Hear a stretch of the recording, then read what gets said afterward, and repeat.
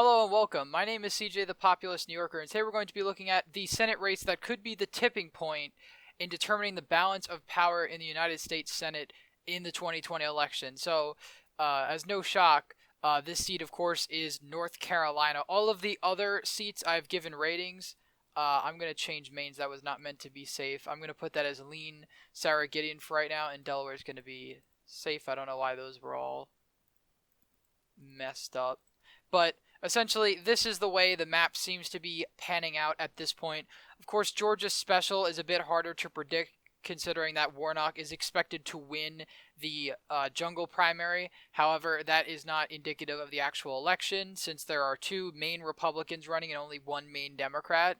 So he's probably going to get the most votes out of him, Lieberman, Collins, and Loeffler. Of course, then the real race to decide who actually will get that Senate seat is going to be held in January. So after we already know who the next president is, I'm pretty confident in the rest of these ratings.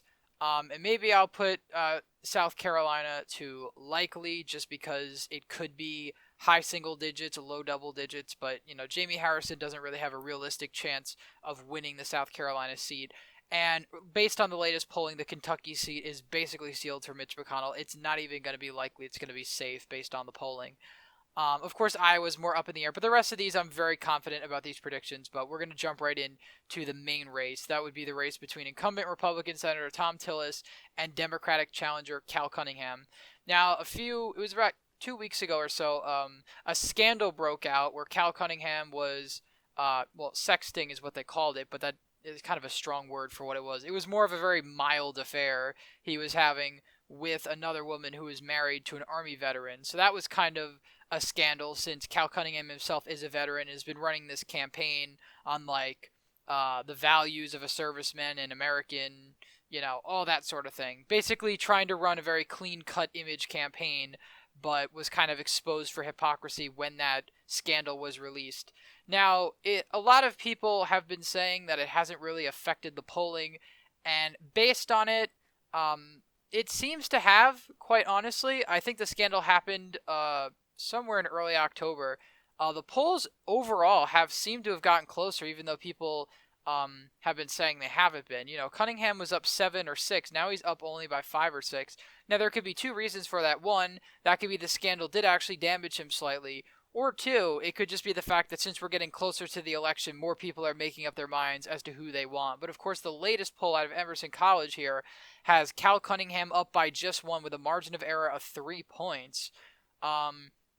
If we look at 538, and I don't really take 538 as gospel by any stretch, but they're one of the main polling agencies. In fact, they were pretty wrong in 2016, but people look to them. If we look at some of the polls here, I want to filter them out so we only get A- polls and above. A lot of the polls are showing that closer rate. That same Emerson College poll, Tillis is up by just 1 point. Cunningham is up by just 1 point. A lot of them have Cunningham up by 1, 5, 4. I would say it's safe to say that this Cunningham up by 10 is an outlier. And based on the rating, even 538 kind of agrees. The most accurate polls, the A+ polls, actually have this race basically neck and neck, which is kind of the way I saw it to begin with. Now, of course, if you go to 538's forecast here, they have the race as a 2/3 chance of going to Cunningham, which I think is kind of ridiculous, and I'll explain that in a few seconds why I think that is. I think it's more of a 54-45 chance for Cal Cunningham at this point. I really think that this race could go either way. It would not shock me if Cal Cunningham won by 2 or Thom Tillis won by 4 on election day. Not at all. And by the way, a 1/3 chance is still a very, very high chance of winning. It's not, that's nothing. That was the chance Donald Trump was given by, it was either 538 or one of the others. And he ended up winning. He had around a third chance to win the presidency, and that's all he needed. Of course, they actually give Biden the same exact favorability to win, which I think is kind of ridiculous. Most of the scenarios where Biden wins, it's very, very narrow. And likewise with Trump, which I think is what we're going to see. It's very unlikely that we're going to see a super lopsided margin in North Carolina, given it's been a swing state for such a long period of time. But 538 seems to think that Biden is on lock for North Carolina. I actually heavily disagree. I think North Carolina is probably going to go to Trump by a lean margin. I don't know why so many pollsters are putting North Carolina blue. The same thing happened in 2016. And if we just pull that result up real quick, we could see that they were very, very wrong. In fact, Donald Trump had won by the largest margin of a Republican in North Carolina for the presidency since 2004 with George W. Bush. So, many people had this race because North Carolina polls tend to almost heavily favor Democrats by around 5 points or so. If you go back to the statewide opinion polling in North Carolina, Hillary Clinton led in the majority of polls, and she was leading by around 2 to 3 points on average. Now, if we go, let's say, to the presidential race, we can see that the margin is roughly the same. In fact, most polls have Trump either tying or leading. Not leading. Most polls have Trump either tying or Biden leading very slightly in the state of North Carolina. Almost all of these polls essentially are in the margin of error.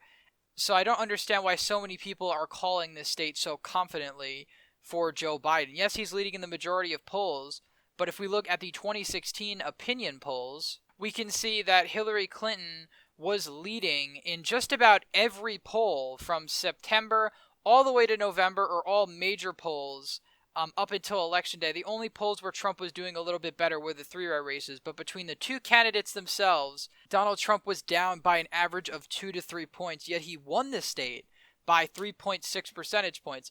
The only poll that was somewhat accurate to the real result was, of course, the poll where Trump was winning. However, he did not win by 5 points. He only won by 3. But this goes to show you again, this poll actually here was right on the money. 3 points was around the exact margin to which Trump won by. But this goes to show you that Democrats are heavily oversampled in North Carolina polls, and I think that has to do with possibly that there's more registered Democrats in the state of North Carolina as a whole, and I think in the exit polls, 12% of registered Democrats voted for Donald Trump, and I don't see that number changing a whole lot. It might change a little bit, but some of those people might have already changed their registration to Republican. But again, and the reason I bring up the presidential is because it's going to tie in very strongly with the Senate race. If we go back to 2016, of course, the Senate race and the presidential both went to the same party. I guess you could argue that if Hillary Clinton narrowly won the state of North Carolina, Richard Burr would have probably won his seat by 2 points, although that's exactly if you're swapping the percentages, sort of. But again, in this case, incumbent Senator Richard Burr overperformed Donald Trump by around 2 points or so, and Deborah Ross underperformed Hillary Clinton by 0.8%. So it's very unlikely that this time around we're going to see a scenario where Thom Tillis outperforms Trump. I think the opposite is going to happen. I think Thom Tillis is actually going to underperform Trump, and Trump's probably going to win the state of North Carolina by around 2, a 50-48 margin most likely, and Cal Cunningham is probably going to run short of that. Now, as to who I think is going to win the state, I hate to call this race. I know this is not early, but again, based on the data and based on the fact that North Carolina is known to split ticket vote. Again, Roy Cooper won. He unseated an incumbent Republican governor by 0.2%. The same year that Donald Trump won the state by 3.6%, and Richard Burr won the state by around 6 points. 5.6 basically. So it's very hard to pin exactly which way this race is going to go. But with the polls narrowing now, and given North Carolina's history, I actually think this race is narrowly going to go to Tillis. Now, this doesn't mean that the other races on here aren't going to change, and this doesn't mean that this is going to be my final prediction for North Carolina, although it most likely I'll most likely make a follow-up for all of my other predictions, General, Senate, and House, which I have to do a House prediction. I haven't done one of those. But effectively, I still see this race staying in Tillis' column by around 0.5%. I think this polling average is going to go down even more as it has been trending.